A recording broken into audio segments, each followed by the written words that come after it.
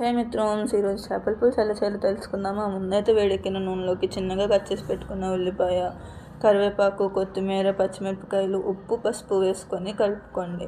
ఇవి మగ్గే లోపల మనం ఉల్లిపాయ, టొమాటో, అల్లం, వెల్లుల్లి, జీలకర్రతో చేసుకున్న పేస్ట్ని చేసుకొని ఈ ఉల్లిపాయ ముక్కల్లో వేసి పచ్చివాసన పోయేంత వరకు ఫ్రై చేసుకోవాలి. పచ్చివాసన పోయాక ఇందులోనే ఉప్పు, పసుపు, కారం పట్టించిన చేప ముక్కలను వేసుకొని అలానే చింతపండు నుంచి తీసిన ఆ పులుసుని తీసుకొని వేసుకోవాలి. అలానే కొంచెం వాటర్ కూడా యాడ్ చేసుకొని ముక్కలు విడిపోకుండా అట్ల కాడతో కింద నుంచి పైకి చిన్నగా అంటే మెల్లిగా కలుపుకోవాలి. కలుపుకున్నాక దీనిపైన ఇంకొంచెం కొత్తిమీర చల్లుకొని 2 to 3 minutes కుక్ చేసుకోండి. కుక్ అయ్యాక ఇంకొకసారి అట్ల కాడతో మెల్లిగా కలుపుకొని స్టవ్ ఆఫ్ చేసి వేడి అన్నంలో కలుపుకొని తింటే చాలా టేస్టీగా ఉంటుంది. ఒకసారి మీరు కూడా దీన్ని ట్రై చేయండి అండ్ మన ఛానల్ని సబ్స్క్రైబ్ చేసుకోండి.